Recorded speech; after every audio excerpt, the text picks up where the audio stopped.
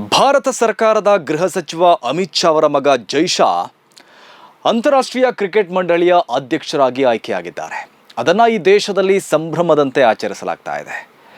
ಗೋಧಿ ಮೀಡಿಯಾಗಳು, ಕುರುಡು ಭಕ್ತರು ಜೈ ಶಾ ಅವರಿಗೆ ಸಿಕ್ಕಿದ ಸ್ಥಾನಮಾನವನ್ನು ಭಾರತಕ್ಕೆ ಸಿಕ್ಕಿದ ಗೌರವ ಎಂಬಂತೆ ಸಂಭ್ರಮಿಸ್ತಾ ಇದ್ದಾರೆ. ಆದರೆ ಇದು ಸಂಭ್ರಮಿಸುವ ವಿಷಯವಲ್ಲ. ಇದು ಈ ದೇಶದ ಯುವ ಸಮುದಾಯ ಶೋಕ ಮಾಡಬೇಕಾದ ಸಮಯ. ಜೈ ಶಾರ ಪಟ್ಟಾಭಿಷೇಕಕ್ಕೆ ಸಂಭ್ರಮಿಸಿದವರಿಗೆ ಕೆಲವೊಂದು ಕರಾಳ ಸತ್ಯವನ್ನು ನಾವು ಹೇಳಲೇಬೇಕಾಗಿದೆ.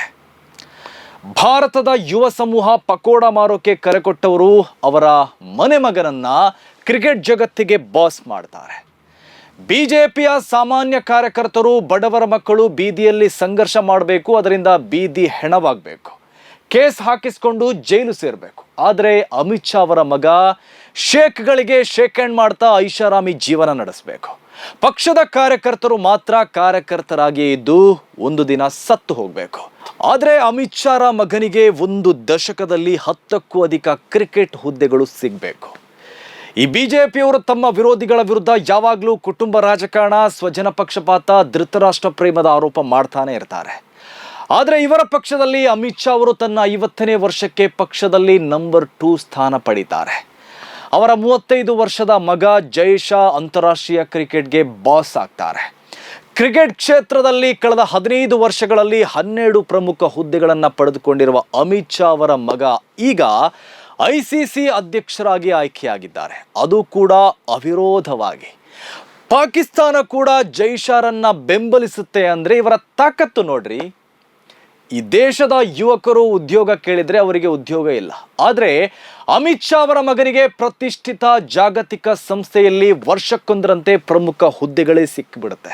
ತನ್ನ ಅಪ್ಪನ ಕೃಪೆಯಿಂದ 2009ರಲ್ಲಿ ತನ್ನ 21ನೇ ವಯಸ್ಸಿಗೆ ಅಹಮದಾಬಾದ್ನ ಸೆಂಟ್ರಲ್ ಕ್ರಿಕೆಟ್ ಬೋರ್ಡ್ನ ಕಾರ್ಯನಿರ್ವಾಹಕ ಮಂಡಳಿ ಸದಸ್ಯನಾದ ಜೈ ಶಾ ಈಗ ತನ್ನ 35ನೇ ವಯಸ್ಸಿಗೆ ICC ಗಾದಿಗೆ ಏರಿದ್ದಾರೆ. ಅದರ ಮಧ್ಯೆ ಅವರು BCCI ಪ್ರಧಾನ ಕಾರ್ಯದರ್ಶಿ ಪಟ್ಟ ಮತ್ತು ಏಷ್ಯನ್ ಕ್ರಿಕೆಟ್ ಕೌನ್ಸಿಲ್ ಅಧ್ಯಕ್ಷರಾಗಿಯೂ ಮೆರೆದಾಡಿದರು. ಕಳೆದ 5 ವರ್ಷಗಳಿಂದ ಭಾರತೀಯ ಕ್ರಿಕೆಟ್ ಮತ್ತು ಏಷ್ಯನ್ ಕ್ರಿಕೆಟನ್ನು ಸಂಪೂರ್ಣವಾಗಿ ಆಳ್ವಿಕೆ ಮಾಡ್ತಿದ್ದ ಜೈ ಶಾಗೆ ಈಗ ಇಡೀ ವಿಶ್ವ ಕ್ರಿಕೆಟನ್ನೇ ಆಳ್ವಿಕೆ ಮಾಡೋ ಅವಕಾಶ ಸಿಕ್ಕಿದೆ. ಅಮಿತ್ ಶಾ ಅವರ ಪಕ್ಷದ ನೀತಿ ಹೇಗೆ ಅಂದರೆ, ಸದಾ ಕಾರ್ಯಕರ್ತರು ಯಾವುದೇ ಪ್ರತಿಫಲಾಪೇಕ್ಷೆ ಇಟ್ಟುಕೊಳ್ಳದೆ ಪಕ್ಷಕ್ಕಾಗಿ ದುಡಿಬೇಕು. ಆದರೆ ಅವರ ಮಗ ಮಾತ್ರ ಹಣ ಮಾಡೋದರಲ್ಲಿಯೇ ಬ್ಯುಸಿ ಇರಬೇಕು. ಅದಕ್ಕಾಗಿ ಹಣದ ಹೊಳೆ ಹರಿಯುವ ಈ ಕ್ರಿಕೆಟ್ ಕ್ಷೇತ್ರದಲ್ಲಿ ತನ್ನ ಮಗನನ್ನ ಅಮಿತ್ ಶಾ ಗಟ್ಟಿಯಾಗಿ ಪ್ರತಿಷ್ಠಾಪನೆ ಮಾಡಿದರು. ಮೂಲಗಳ ಪ್ರಕಾರ ಈಗ ಜೈ ಶಾ ಅವರ ಆಸ್ತಿ 125 ಕೋಟಿ ರೂಪಾಯಿ ಎನ್ನಲಾಗ್ತಾ ಇದೆ. 2014ರಲ್ಲಿ ಕೇಂದ್ರದಲ್ಲಿ BJP ಅಧಿಕಾರಕ್ಕೆ ಬರುವ ತನಕ ಈ ಜೈ ಶಾ ಅವರು 0 ಆಗಿದ್ರು. ಆಗ ಅವರಲ್ಲಿ ಕೆಲವು ಲಕ್ಷ ರೂಪಾಯಿಗಳಷ್ಟೇ ಸೊತ್ತು ಇತ್ತು. ಆದರೆ ಈಗ ಅವರ ಆಸ್ತಿ ಮೌಲ್ಯ 125 ಕೋಟಿ ರೂಪಾಯಿ ಆಗಿದೆಯಂತೆ. ಅಂದರೆ 10 ವರ್ಷಗಳಲ್ಲಿ ಸಾವಿರಾರು ಪಟ್ಟು ಹೆಚ್ಚಾಗಿದೆ. ಆದರೆ ಇದು ಭ್ರಷ್ಟಾಚಾರವಲ್ಲ, ಸ್ವಜನ ಪಕ್ಷಪಾತವೂ ಅಲ್ಲ. ಆ ಬಗ್ಗೆ ಯಾವುದೇ ತನಿಖೆಯೂ ಕೂಡ ನಡೆಯೋದಿಲ್ಲ. ಯಾವ ತನಿಖಾ ದಳ ಒಂದು ನೋಟಿಸ್ ಕೂಡ ಕೊಡೋದಿಲ್ಲ. ಯಾಕಂದರೆ ಜೈ ಶಾ ಅಮಿತ್ ಶಾ ಅವರ ಮುದ್ದಿನ ಮಗ. ಒಂದು ದಿನವೂ ಬ್ಯಾಟ್ ಹಿಡಿದು ಆಟ ಆಡದ ಜೈ ಶಾ ಇನ್ಮುಂದೆ ಜಾಗತಿಕ ಕ್ರಿಕೆಟನ್ನೇ ರೂಲ್ ಮಾಡಲಿದ್ದಾರೆ. 35 ವರ್ಷದ ವಿರಾಟ್ ಕೊಹ್ಲಿ ಕಳೆದ 25 ವರ್ಷಗಳಿಂದ ಕ್ರಿಕೆಟ್ಗಾಗಿ ತಮ್ಮ ರಕ್ತವನ್ನೇ ಬಸಿದಿದ್ದಾರೆ. ಆ ಕಾರಣಕ್ಕೆ ಇಂದು ಅವರು ಕ್ರಿಕೆಟ್ ಜಗತ್ತಿನ ಕಣ್ಮಣಿಯಾಗಿದ್ದಾರೆ. ಅದೇ ರೀತಿ ಕ್ರಿಕೆಟ್ ಕ್ಷೇತ್ರದ ಹಲವು ಸಾಧಕರ ಸಾಧನೆಗಳ ಹಿಂದೆ ಅಪಾರ ಶ್ರಮ ಇದೆ. ಆದರೆ ಜೈ ಶಾ ಒಂದು ದಿನವೂ ಕ್ರಿಕೆಟ್ ಆಡಿದವರಲ್ಲ. ಆದರೆ ಅವರ ಅಪ್ಪ ಅಮಿತ್ ಶಾ ಎಂಬ ಕಾರಣಕ್ಕೆ ಅವರಿಗೆ ಕ್ರಿಕೆಟ್ ಬೋರ್ಡ್ಗಳಲ್ಲಿ ಆಯಕಟ್ಟಿನ ಹುದ್ದೆಗಳು ಸಿಗ್ತಾನೆ ಹೋಯಿತು. ಈಗ 35ನೇ ವರ್ಷಕ್ಕೆ ಜೈ ಶಾ ICC ಅಧ್ಯಕ್ಷರಾಗಿ ಅವಿರೋಧ ಆಯ್ಕೆಯಾಗಿದ್ದಾರೆ. ಇಂಥ ಮೋಡಿ ನೋಡಿ. ಆದರೆ ಇದು ಕುಟುಂಬ ರಾಜಕೀಯವೂ ಅಲ್ಲ, ಇದರಲ್ಲಿ ಸ್ವಜನ ಪಕ್ಷಪಾತವೂ ಇಲ್ಲ. ರಾಹುಲ್ ಗಾಂಧಿ ಈ ದೇಶದ ಉದ್ದಗಲಕ್ಕೂ ಪಾದಯಾತ್ರೆ ಮಾಡಿ ಪಕ್ಷ ಸಂಘಟಿಸಿ ನಾಯಕನಾಗಿ ಮೂಡಿ ಬಂದರೆ ಆಗಲೂ ಅವರ ಮೇಲೆ ಕುಟುಂಬ ರಾಜಕಾರಣದ ಆಪಾದನೆ ಮಾಡಲಾಗುತ್ತೆ. ಮುಲಾಯಂ ಸಿಂಗ್ ಕಾಲವಾದ ನಂತರದಲ್ಲಿ ಅಖಿಲೇಶ್ ಸಿಂಗ್ ಒಬ್ಬರೇ ಹಗಲು ರಾತ್ರಿ ಶ್ರಮಪಟ್ಟು ಪಕ್ಷವನ್ನು ಕಟ್ಟಿಗೆದ್ರೆ ಅವರ ಮೇಲೂ ಅದೇ ಆಪಾದನೆ. ಈ ಆಪಾದನೆ ಮಾಡುವ ಅದೇ ಗೋಧಿ ಮೀಡಿಯಾಗಳು ಮತ್ತು ಮುಭಕ್ತರು ಅಮಿತ್ ಶಾ ಅವರ ಮಗ ICC ಅಧ್ಯಕ್ಷರಾಗಿದ್ದನ್ನು ಹಾಡಿ ಹೊಗಳಿ ಸಂಭ್ರಮಿಸ್ತಾ ಇದ್ದಾರೆ.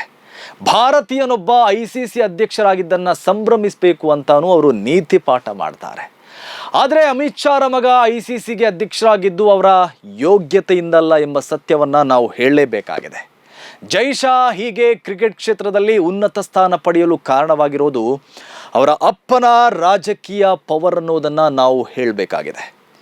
ಜೈ ಶಾ ಏನು ಅವರ ಯೋಗ್ಯತೆಗೆ ತಕ್ಕಂತೆ, ಅವರ ಅರ್ಹತೆಗೆ ತಕ್ಕಂತೆ ಈ ಸ್ಥಾನಮಾನಗಳನ್ನು ಪಡೆದಿಲ್ಲ. ಅಮಿತ್ ಶಾ ಅವರ ಮಗ ಎಂಬ ಏಕೈಕ ಕಾರಣಕ್ಕೆ ಅವರಿಗೆ ಈ ಯೋಗ ಬಂದಿದೆ ಅಷ್ಟೇ. ಅಮಿತ್ ಶಾ ಮತ್ತು ಅವರ ಪಕ್ಷದ ನಾಯಕರು ಮೈಕಟ್ಟಿ ಉಗ್ರ ಭಾಷಣ ಮಾಡಿ ದ್ವೇಷ ಬಿತ್ತುವ ಮಾತುಗಳನ್ನಾಡಿ ಯುವ ಸಮುದಾಯದಲ್ಲಿ ಅಮಲೇರಿಸಿಬಿಡ್ತಾರೆ. ತಲ್ವಾರ್ ತ್ರಿಶೂಲ ಕೈಗೆತ್ತಿಕೊಳ್ಳುವಂತೆ ಅವರು ಕಂಡವರ ಮಕ್ಕಳಿಗೆ ಕರೆ ಕೊಟ್ಟು ಕಂಡವರ ಮಕ್ಕಳನ್ನ ಬಾವಿಗೆ ತಳ್ತಾರೆ. ಆದರೆ ತಮ್ಮ ಮಕ್ಕಳನ್ನ ಕ್ರಿಕೆಟ್ ಆಡಳಿತಕ್ಕೆ ಕಳಿಸ್ಕೊಡ್ತಾರೆ, ಅರಬ್ ರಾಷ್ಟ್ರಗಳಿಗೆ ಕಳಿಸ್ಕೊಡ್ತಾರೆ, ಯುರೋಪ್ಗೆ ಅಮೇರಿಕಾಗೆ ಕಳಿಸ್ಕೊಟ್ಟು ಚೆನ್ನಾಗಿ ಕಮಾಯಿ ಕೂಡ ಮಾಡ್ತಾರೆ.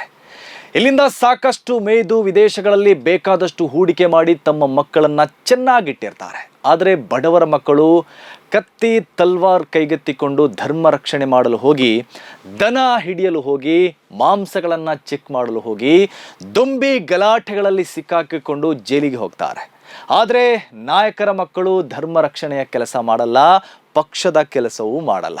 ಅವರು ಯೋಗ್ಯತೆ ಅರ್ಹತೆ ಇಲ್ಲದಿದ್ದರೂ ಅಂತಾರಾಷ್ಟ್ರೀಯ ಸಂಸ್ಥೆಗಳಲ್ಲಿ ಸ್ಥಾನಮಾನ ಪಡೆದು ಹಾಯಾಗಿರ್ತಾರೆ.